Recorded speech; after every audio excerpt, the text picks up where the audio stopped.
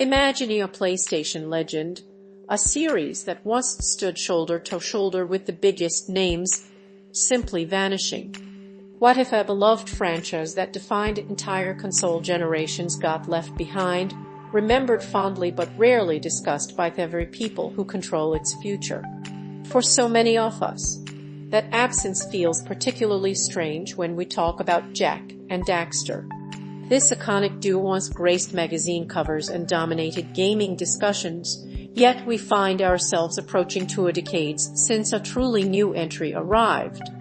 The last original release came in 2009. As PlayStation evolves and pushes new boundaries, we have to ask a louder question: why have we left one of its best series untouched for so long? When Jak and Daxter, the precursor legacy, launched on the PlayStation 2, it felt like pure magic. This wasn't just another platformer, it presented a seamless open world with no loading screens, a technical marvel at the time. Its colorful characters instantly connected with us.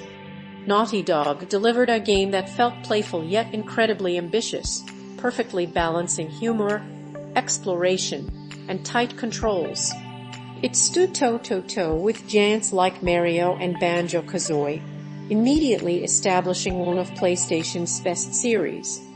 The sequels fearlessly pushed the series in bold new directions.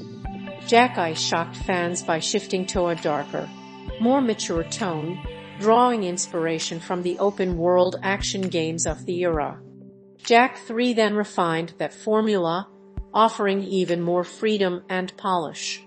Even a spin-off like Jak Comet Racing showed us just how flexible and vibrant this universe truly was.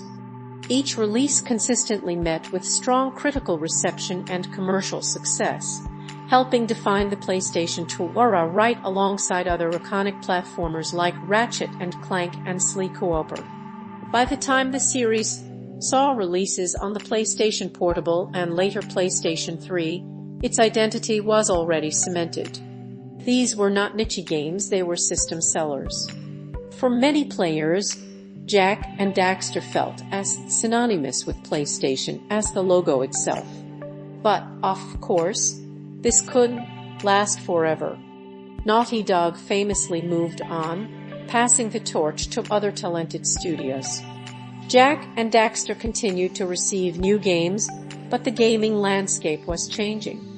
The golden era of pure platforming began to fade as genres like RPGs and shooters exploded in popularity. Now, many of you might be thinking, but only Naughty Dog can make a new Jak and Daxter. And that's a common misconception. While Naughty Dog initially created the series, they did not exclusively manage it forever. Other developers like High Impact Games already worked within the franchise, handling later entries and adaptations. Today, Naughty Dog is deeply focused on its next major project, Intergalactic: The Heretic Prophet. That reality should not act as a roadblock for Jak and Daxter's return. PlayStation has a rich history of entrusting its legacy franchises to talented internal or partner studios. Look at how Little Big Planet, God of War, and Horizon have all evolved through collaboration and careful stewardship. Imagine studios like Team Asobi, the creative force behind Astrobot, or Sumo Digital taking on a new Jak and Daxter with care and respect. The foundation is already their beloved characters, a rich world, and an established tone.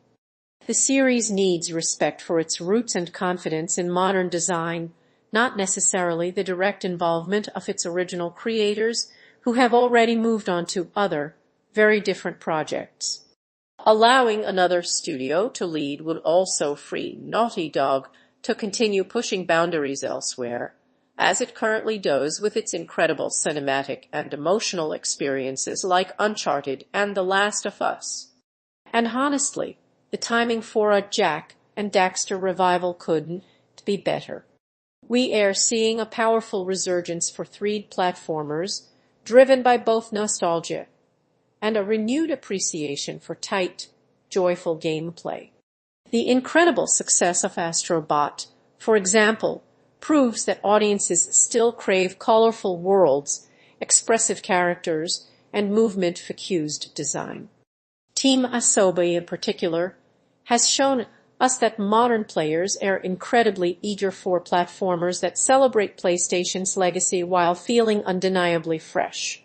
Their success truly helped bring 3D platformers back into mainstream conversation, reminding publishers that these games can still thrive alongside more cinematic action titles. Jak and Daxter fits perfectly into this exciting prospect. Its unique blend of platforming, light combat, and exploration would resonate so strongly today, especially with modern hardware beautifully enhancing world design and animation. A new entry could honor the original trilogy while embracing the accessibility and polish we expect from current PlayStation exclusives. It could build on the series' solid foundation while implementing new ideas, taking Jak and Daxter to the next level. A 3D platformer with responsive movement and bombastic combat feels like something our industry needs right now to solidify the genre forever. Nearly 2 decades have passed since the series last saw a new game. That absence feels less like a conscious creative decision and more like a colossal missed opportunity. With the genre resurging and PlayStation's catalog often leaning heavily toward darker, more grounded experiences, Jak and Daxter could provide a crucial balance. It could reconnect longtime fans with a treasured piece of their past while welcoming an entirely new generation into one of PlayStation's most important worlds. Most importantly, it is a way for Sony to honor one of its greatest series and share the pure joy it brought to players decades ago with players today. So, what do you think? Isn't it time we let Jak and Daxter shine once more? We'd love to hear your thoughts. Join the conversation and tell us your favorite Jak and Daxter memory.